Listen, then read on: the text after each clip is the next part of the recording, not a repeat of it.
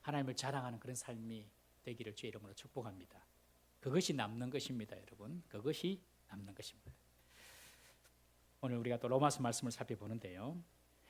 많은 성경학자들이 성경 66권 중에 한 권만 선택하라. 그러면 이구동성으로 선택하는 말씀이 바로 로마서입니다.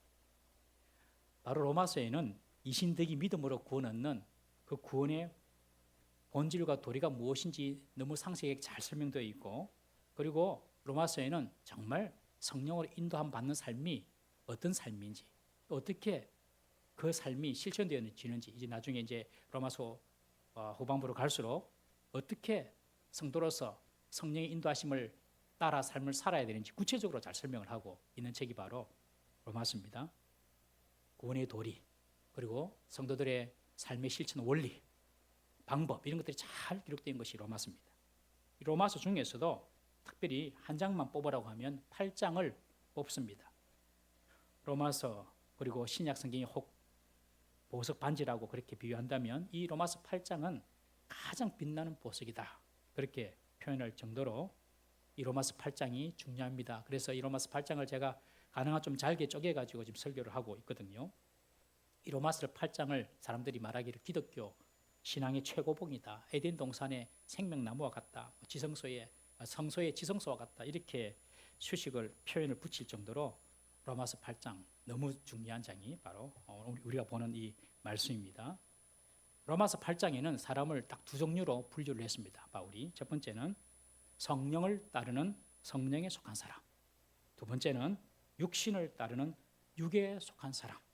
이 두 종류의 사람으로 딱 분류를 합니다. 육에 속한 사람은 육신의 정욕과 죄악의 본성을 따라 사는 사람입니다. 그러나 성령을 따르는 사람은 늘 하나님의 뜻을 생각하고 그 뜻에 순종하기로 애를 쓰며 그 뜻을 찾아 사는 사람이 바로 성령을 따르는 사람입니다. 이 성령을 따르는 사람에게도요, 계속해서 육신의 본능적인 죄의 공격이 있다고 지난주에 말씀을 드렸습니다. 항상 성령을 따르는 사람에게도 육신의 본능을 따르도록 죄가 유혹을 합니다. 그래서 성령의 사람은 늘 마음에 이런 죄의 본성과 싸우는 그런 싸움이 있다라고 말씀을 드렸습니다.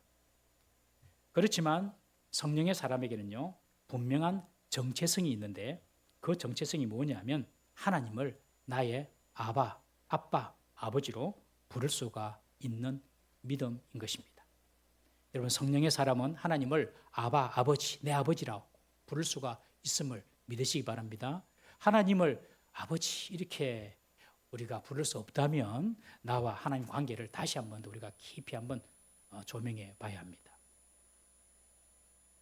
하나님을 내 아버지라고 부를 때에 우리는 하나님의 자녀가 되고, 하나님의 자녀가 될 뿐 아니라 하나님 아버지로부터 상속권의 축복이 있다라고 지난주 말씀을 드렸습니다. 그 상속의 축복은 믿음으로 구하는 기도와 그리스도를 닮은 인격의 변화와 성숙으로 받을 수가 있습니다. 믿음으로 구하는 기도, 그리고 주님을 닮은 인격의 변화와 성숙이 준비되어 있으면 무엇이든지 원하는 대로 구하라, 그리하면 받으리라 라고 약속하셨습니다. 이런 하나님의 자녀로서의 영광을 누리는 데는 고난이라는 과정을 통과해야 한다고 17절에 기록되어 있습니다. 영광을 받기 위하여 고난도 함께 받아야 될 것이니라. 여러분, 하나님의 자녀가 되었습니다. 하나님을 아버지라고 부릅니다.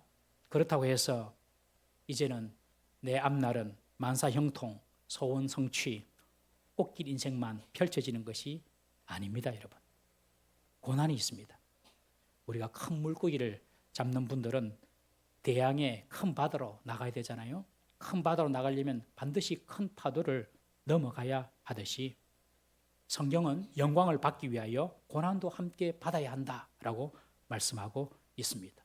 No cross, 고난 없이는 no crown, 영광이 없는 것입니다. 내가 크게 실수하거나 잘못한 것이 없어도 이해할 수 없는 고난이 우리에게 간혹 찾아올 때가 있습니다. 욥을 보십시오. 아무 이유 없이 10아들, 딸 하루아침에 졸지에 다 잃어버립니다. 그리고 동방에서 제일 부자로 살았던 그 부귀영화도 하루아침에 다 날아가 버리고 거지가 됩니다. 요셉을 보십시오. 죄 없이 형제들의 미움과 시기를 받아서 애굽의 노예로 팔려가 거기에서도 누명을 쓰고 감옥에까지 내려가지 않습니까? 그런 고난이 찾아올 때가 있습니다. 그때는 잘 생각해야 합니다.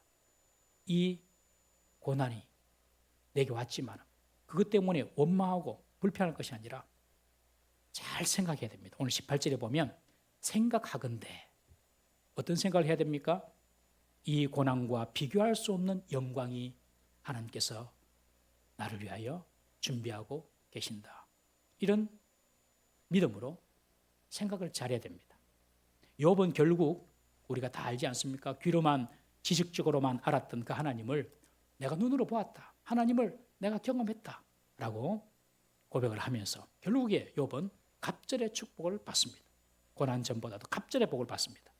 요셉도 결국 죄수의 신분에서 하룻밤 사이에 애굽의 총리가 되고 지나온 모든 고난들이 애굽의 총리가 되기 위한 과정이었을 뿐인 것을 우리는 압니다. 여러분 고난이 있습니까? 고난이 있을 때 잘 생각해야 됩니다.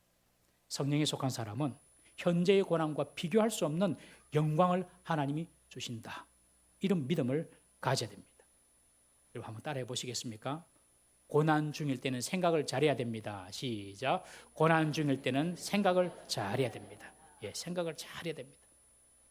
고난이 왔다고 원망하고 불평하고 남 탓하고 자신을 저주하고 좌절하고 낙심해서는 안 됩니다. 그것은 육신에 속한 사람들이 하는 반응입니다. 성령에 속한 사람은요, 이 고난과 비교할 수 없는 영광을 하나님께서 우리에게 주실 것이다. 이런 믿음을 가지셔야 됩니다. 용인에 가면 에버랜드가 있습니다. 에버랜드 놀이동산이 있는데 T 익스프레스라는 놀이기구가 있어요. 우리 어르신들은 잘 안 타보셨겠지만 젊은이들은 아주 좋아합니다. T 익스프레스도 한번 타봤는데요. 거의 죽을 지경입니다. 그거 타면은 그 중력 가속도가 공군 비행사가 느끼는 그런 정도랍니다. 그 T 익스프레스 타다가 이 약한 사람은 이렇게 정신을 잃을 수도 있어요. 그 정도로 무시무시한 놀이기구인데 수직 낙하가 있어요. 한 90도로 확 꼬리 박습니다. 그런데 제가 이제 구체적으로 찾아보니까 정확하게 77도래요. 근데 하여튼 90도 가까운 그 수직 낙하를 확 내려가는데 죽을 것 같아요. 그리고 그 정신 차리기 직전에 360도 뱅글뱅글 돕니다. 확 돌고 거의 이제 저 나이가 드니까 못 하겠더라고요. 무서워서. 그런데 그런 거 잘 타는 사람이 있어요. 잘 타는 사람이 있고 못 타는 사람이 있어요. 잘 타는 사람과 못 타는 사람의 차이가 무엇인지 아십니까? 잘 타는 사람은요, 아무리 뱅글뱅글 360도 1000번, 10,000번을 돌아도 나는 안 튕겨 나간다. 이런 믿음이 있습니다. 그리고 결국에는 몇 분 뒤에는 나는 종착지에 무사하게 도착할 것이다. 이런 믿음이 딱 있어요. 그러면 그냥 즐깁니다. 그 과정. 여러분 우리에게도 원치 않는 고난이나 어려움이 찾아올 때 있지 않습니까? 그러나 그 고난 끝에는 반드시 하나님께서 우리를 위하여 그 고난과 비교할 수 없는 영광을 준비하고 계신다. 이런 믿음을 다 가지고 그 고난을 통과하면요, 그 고난이 좌절이나 절망이 아니라 오히려 스릴과 서스펜스가 될 수 있을 줄 믿으시기를 바랍니다. 여러분 잘 되는 사람은 그냥 잘 되는 게 아니에요. 다 그 고난을 잘 믿음으로 통과했기 때문에 잘 되는 것입니다. 그 고난을 통과하면서 하나님께서 하신 일이 무엇입니까, 여러분? 하나님의 백성으로 하여금 믿음을 자라게 합니다. 그리고 하나님의 백성으로 하여금 인격의 그릇을 준비하게 하십니다. 그래서 그 고난을 잘 통과하는 사람은 믿음이 깊어지고 인격의 그릇이 커지고 넓어지는 것입니다. 우리가 하나님의 상속자라고 그냥 하나님께서 모든 것을 다 주는 것이 절대로 아닙니다. 아무리 부자 아버지라도 그 자녀에게 그냥 모든 것을 물려주지 않습니다. 자녀에게 많은 것을 주었을 때 그 자녀가 그것을 잘 경영하지 못하고 술이나 퍼마시고 노름이나 하면서 주식 잡기에 빠진다면 그 유산을 자녀에게 줄 부모가 아마 거의 없을 것입니다. 이 아들이 아버지의 재산을 잘 관리할 수 있도록 먼저 훈련을 시키고 거기에 합당한 능력을 키울 수 있도록 그 아버지는 자녀를 훈련할 것입니다. 여러분 하나님도 마찬가지입니다. 하나님께서 우리에게 많은 영주간의 복을 상속해 주시는데 잘 우리가 믿음의 그릇, 인격의 그릇을 주님께서 준비시키기 위하여 고난을 주시는 줄 믿으시기를 바랍니다. 왜 나는 더 받지 못하는가? 왜 나는 더 누리지 못하는가? 우리가 그런 생각이 들 때 있잖아요. 그러면 나는 정말 하나님의 것을 받을 만한 믿음과 인격의 그릇이 준비가 되어 있는가? 우리 자신을 한번 돌아봐야 하는 것입니다. 하나님은 영광을 주시기 전에 먼저 그 영광을 담을 수 있는 그릇을 준비시키는 줄 믿으십시오. 그 방법이 바로 고난입니다. 고난. 그 고난은 우리를 진정 하나님의 자녀로 훈련하고 빚어나가시는 하나님의 손길인 것입니다. 고난을 통해서 우리는 더 기도합니다. 고난을 통해서 우리는 더 자세를 낮추고 겸손하게 됩니다.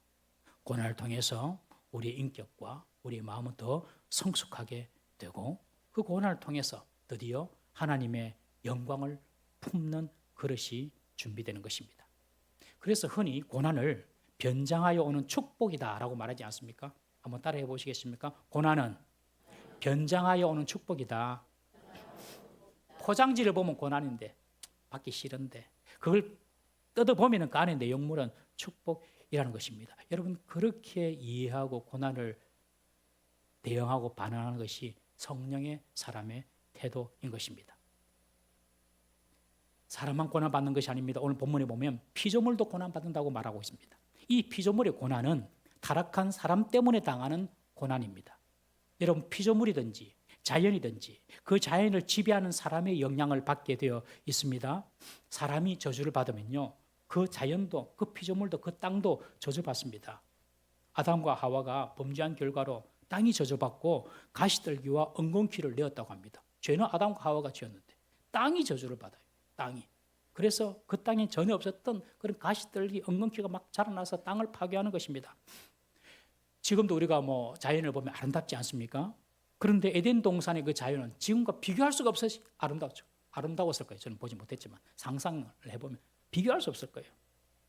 그 당시는요, 씨만 뿌리더라도 그냥 30, 60, 100배, 아니 씨 뿌리기 전에도 그냥 땅에서 이렇게 수분이 올라왔거든요. 그래가지고 그냥 식물 너무 잘 자랐어요. 그런데 아담과 하와가 타락한 이후는 땅에서 그런 가시떨기와 엉겅퀴가 나게 되어서 이제는 땅을 경작하지 아니하면, 땀을 흘려서 땅을 개간하지 아니하면 쓸모없는 땅이 되어 버리게 된 것입니다. 아담과 하와가 타락하니까 그 땅이 저주를 받은 것이죠. 여러분들 슈퍼 옥수수라는 말 들어보셨습니까? 슈퍼 옥수수. 슈퍼 옥수수, 이것은 뭐냐면 3배의 수확량을 내는 품종입니다. 이것을 누가 개발했냐면 우리나라의 김순권 박사님이 개발을 했습니다. 이분이 미국에서 공부를 하고 미국 스카이트 제의가 있었지만 그것을 다 거부하고 한국에 들어와가지고 한국농업진흥청에 들어와가지고 한국 농업을 위해서 일을 하시고, 그리고 또 북한에 지금 옥수수를 심고 있거든요. 이분이. 그분은 노벨상이라는 농업의 노벨상이라는 국제 농업 연구 대상도 받기로 했습니다. 벨기에에서. 벨기에 국왕상입니다.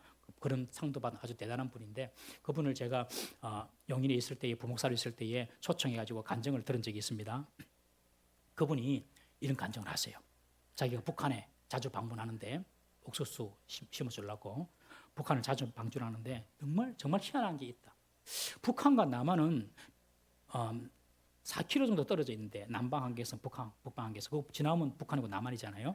4km 정도 떨어져 있는데 남한은 해년마다 풍년이고 북쪽은 해년마다 흉년이다 그러는 거예요. 여러분들 우리가 남한에서도 뭐 태풍도 오고 또 자연재해도 있지 않습니까? 그런데 가을마다 결국에 보면 뭐 태풍 걱정 많이 하는데 풍년이에요. 날마다 풍년이에요. 신기하지 않아요, 그죠? 근데 북한은 해마다 흉년입니다. 해마다 흉년. 4km 떨어져 있는데 해마다 흉년이에요. 남한산은 이렇게 울창한데 북한산은 다 벌거숭이에요. 왜냐하면 사람들이 먹고 살기 없으니까 나무를 패가지고 다 이게 땔감으로 사용하고 그렇게 한다는 거예요. 상도 다 민둥산이고 북한은. 남한은 울창하고 농사를 지어도 남한은 잘 되고 북한은 잘 되고, 그래 왜 그럴까 이 사람이 생각을 해보면 4km밖에 안 떨어져 있는데, 그분이 내린 결론입니다.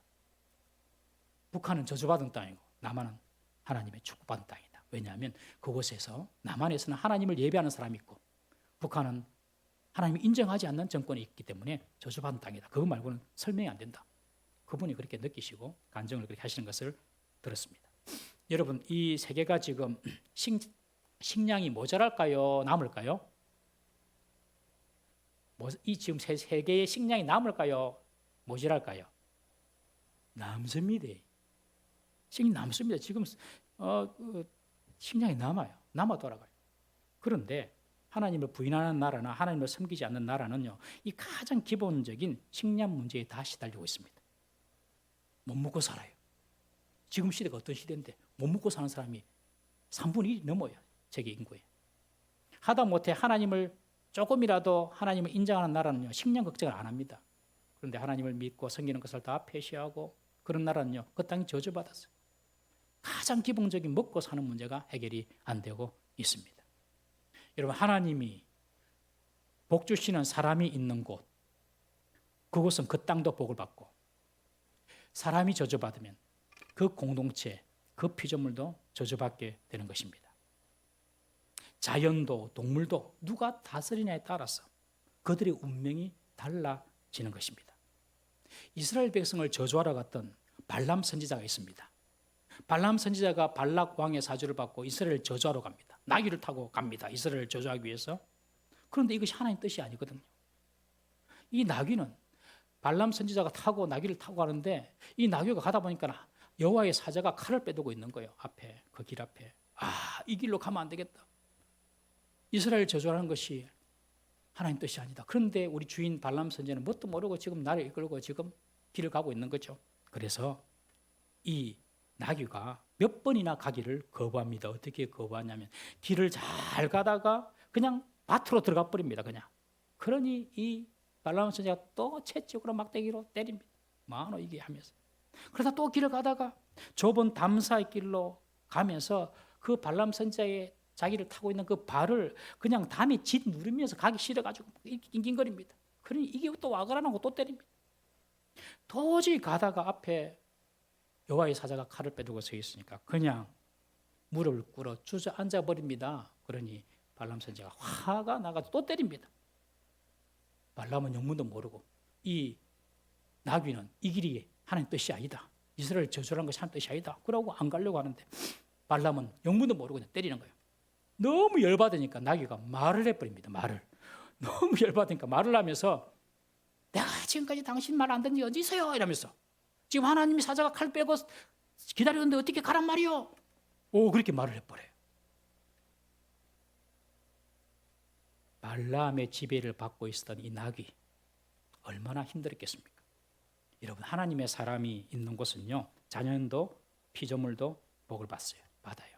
그런 악한 사람, 하나님 모르는 사람이 있는 곳은요, 짐승도 살기 힘들고 자연도 피조물도 복을 받을 수가 없어요.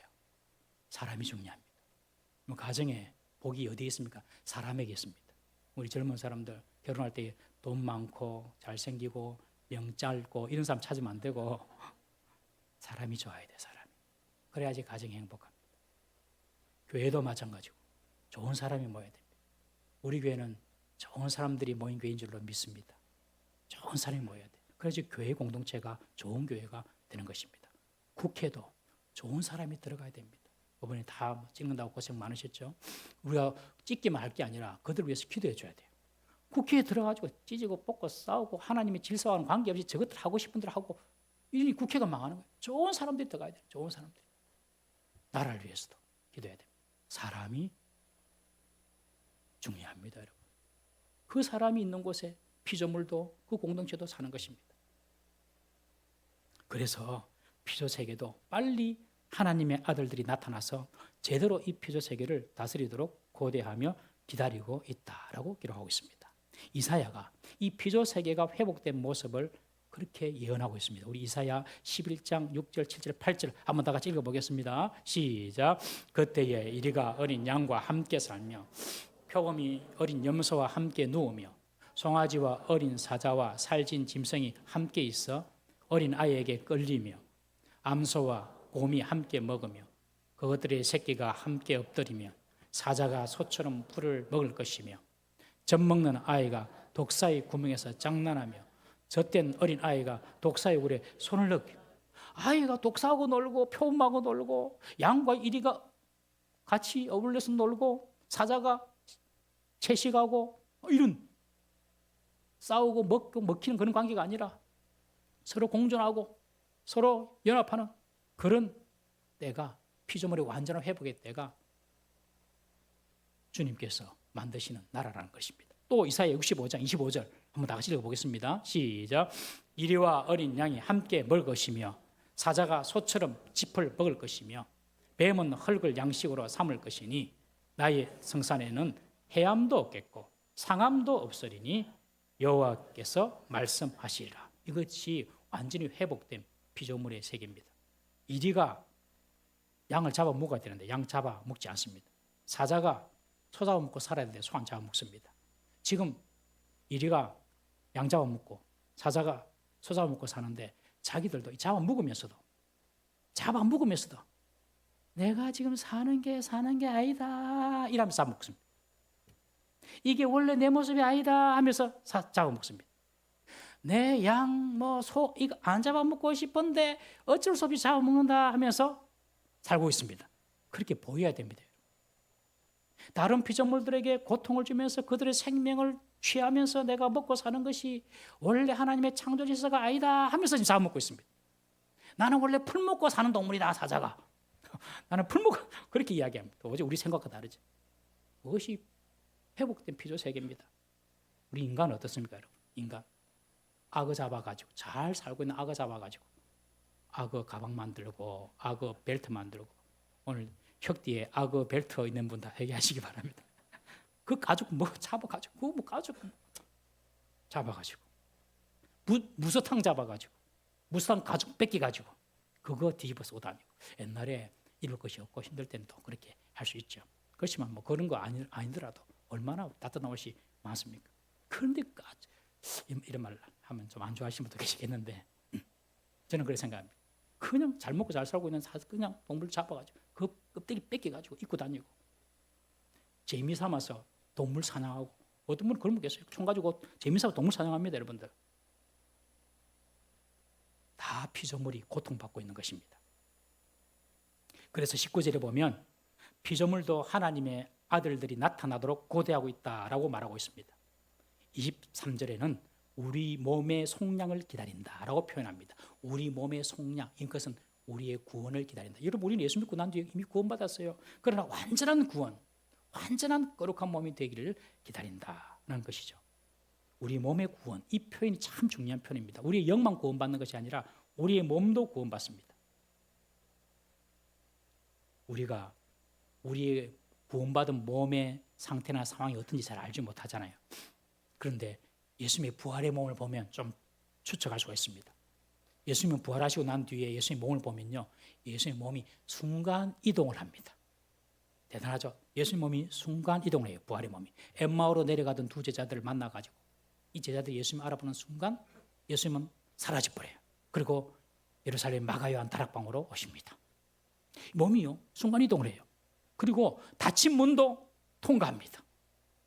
그러면서 손과 옆구리에 창자국 그대로 가지고 있습니다. 만져보라 그럽니다. 그리고 예수님이 식사도 하십니다. 생선도 드시고. 이게 부활의 몸입니다. 정말로 신기하죠? 순간이동하고 그냥 벽도 통과하고 그러면서 또 먹고 이게 부활의 몸이에요. 여러분, 저는 이 부활의 몸이 우리가 결국에 얻을 영광스러운 몸이라고 확신합니다. 저는 그렇게 될 거예요. 상상을 초월해요. 그런 몸이 됩니다. 종교개혁자 칼빈은 이 부활의 몸에 대해서 그렇게 예측을 합니다. 성경은 아니니까 참고로만 하십시오. 칼빈의 생각이니까. 사람에게는 5가지 감각이 있다. 시각, 청각, 후각, 미각, 촉각 5개 감각이 있는데 부활의 날에는 우리가 그동안 죄로 인해서 잠들었던 1000개 이상의 감각이 눈을 뜨게 될 것이다. 놀랍지 않습니까? 1000개 이상의 감각. 여러분, 5개 감각 중에서 한 감각만 없어도 얼마나 불편합니까? 눈만 못 봐도, 못 들어도, 미각만 없어도 여러분 얼마나 불편합니까? 삶의 질이 뚝 떨어집니다. 그런데 이 5개 감각만 있어도 이만큼 사는데 1000개의 감각이 생긴다고 상상해 보십시오. 얼마나 놀랍습니까? 1000개의 감각이 생깁니다. 정말로 황홀한 몸이 될 것입니다. 여러분, 우리가 그런 완전한 몸을, 부활의 몸을 갖게 될 줄 믿으시기를 바랍니다. 이렇게 하나님의 아들들이 완전한 몸으로 속량될 때에 여러분, 자연도 동물도 모든 피조물도 온전히 회복하여서 하나님을 찬양하는 피조물이 될 것입니다. 그래서 피조물이 그때를 지금 기다리고 있다. 하나님의 자녀들이 완전한 속량, 완전한 구원의 몸이 될 때까지 기다리고 있다라고 이야기하고 있습니다. 여러분, 피조물만 기다리는 것이 아니라 우리도 기다릴 줄 알아야 됩니다.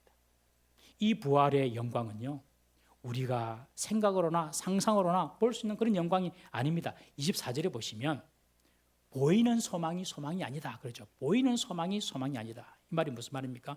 보이는 소망이, 보인다는 것은 우리가 상상할 수 있다는 것입니다. 우리가 생각할 수 있다는 것입니다. 우리가 상상할 수 있고 생각할 수 있는 정도의 소망이라면 그것은 보이는 소망인데, 부활의 영광은 그런 보이는 소망이 아니라는 것입니다. 우리는 우리 몸의 완전한 속량으로 이루어지는 그 부활의 영광을 도무지 상상할 수가 없다는 것입니다. 그런 상상할 수 없는 일을 이루시는 분이 바로 하나님이신 줄 믿으시기를 바랍니다. 우리가 도저히 상상할 수 없는 그 부활의 몸을 하나님께서는 이루십니다. 그러므로 우리가 할 일은 그때까지 기다리는 것입니다. 여러분, 부활의 영광스러운 몸만 기다리는 것이 아니라 지금 당장 내가 원하는 대로 상황이 펼쳐지지 않는다 하더라도 여러분들, 우리는 기다릴 줄 알아야 합니다. 영적인 부분만이 아니라 이 땅에서도 우리는 생각지도 못한 영광스러운 일을 우리는 경험할 수가 있습니다. 그때를 기다려야 됩니다. 이 땅에서도 우리가 볼 수도 없고 상상하지도 못한 그런 일들을 우리는 경험할 수가 있어요. 누릴 수가 있어요. 그것을 위하여 우리는 기다려야 됩니다. 도저히 기대하지도 못했고 상상할 수도 없었던 그 일들이 우리의 삶 가운데 일어날 수 있음을 믿으시기를 바랍니다.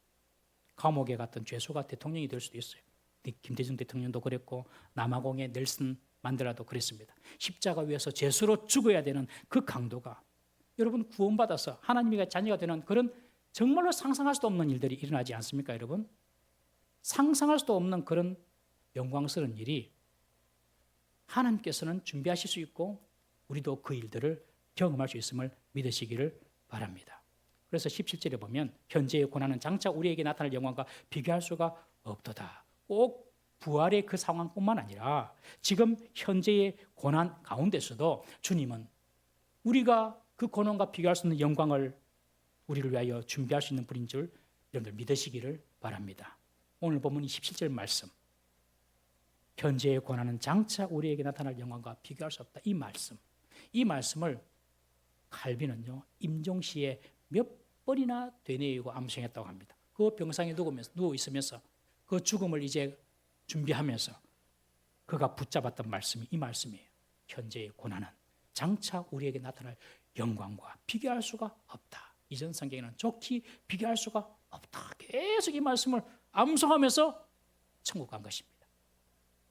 여러분, 우리의 인생에도 낙심되고 고민되고 좌절되게 하는 일들이 있지 않습니까?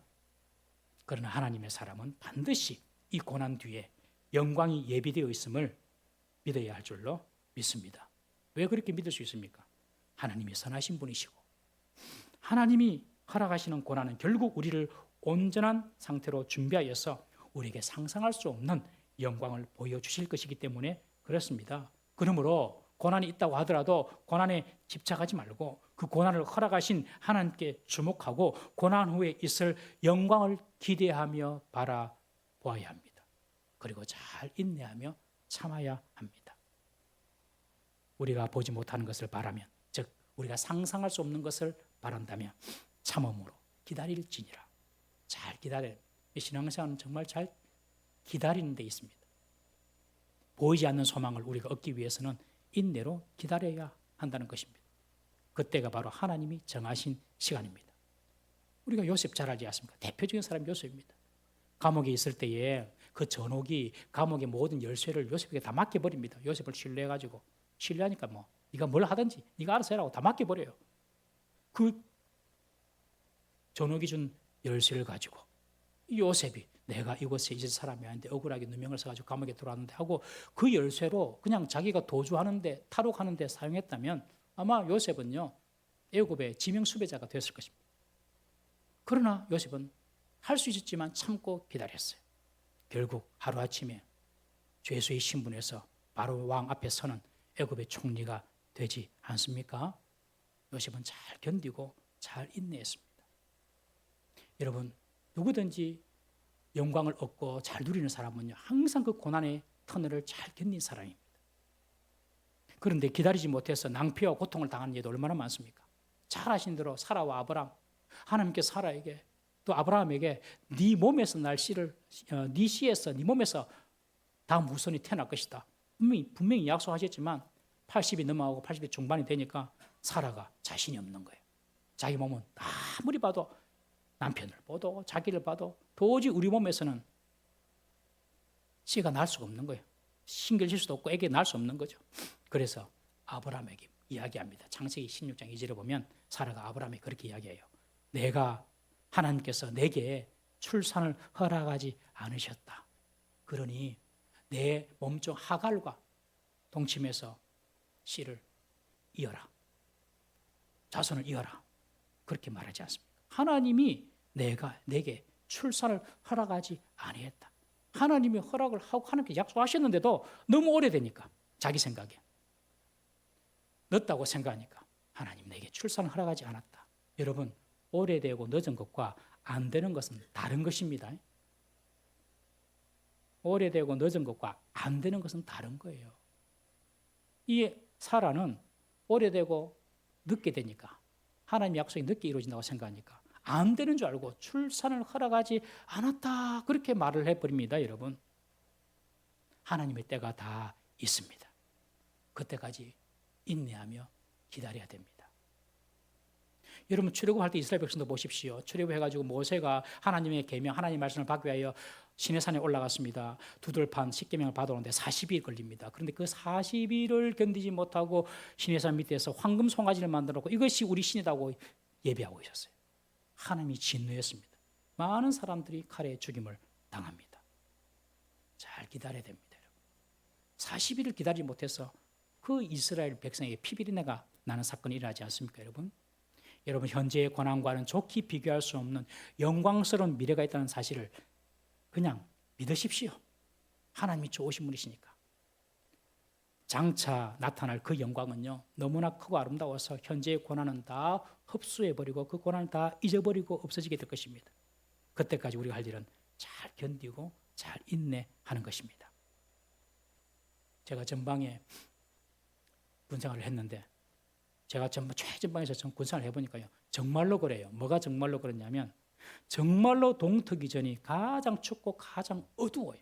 이상하게 가장 추워요. 동트기 한 2시간 전, 1시간 전 제일 어두워 추워요. 가장 어두워요. 여러분, 현재의 고난이 있다 하더라도 그러나 그 과정을 통과하면 하나님의 영광과 은혜가 태양처럼 솟아오를 줄 믿으시기를 바랍니다. 그 고난의 시간 동안 우리가 하는 일이 뭐죠? 더욱더 믿음을 단련하는 것입니다. 그리고 더욱더 우리의 인격과 우리의 성품을 주님을 닮은 성품으로 만들어 가는 것입니다. 우리가 잘 준비된 그릇을 가지고 있을 때에 주님께서는 결국에 우리에게 영광의 순간을 주실 줄 믿으시기를 바랍니다.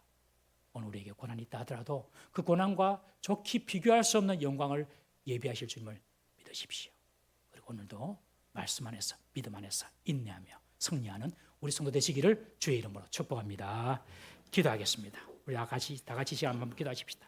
여러분들이 지금 인내하고 여러분들이 기다려야 될 부분이 무엇입니까? 주님, 믿음 가운데 낭망하고 좌절하지 않게 하여 주옵소서. 믿음 가운데 서 있게 하여 주옵소서. 원망하고 불평하지 않게 하옵소서. 하나님, 믿음 가운데 내가 지금 인내해야 될 그 시간 그 자리 잘 지키며 인내하며 주님 바라보게 해달라고. 그리고 그 고난의 과정을 통과하면서 내게 더욱더 믿음이 뿌리 박히고 내 인격이 주님을 닮은 인격으로 변화될 수 있도록 주님 나를 만져달라고. 우리 두 손 높이 들고 주여 나를 축복하여 주옵소서. 한번 부르짖고 통성으로 기도합니다. 주여 나를 축복하여 주옵소서.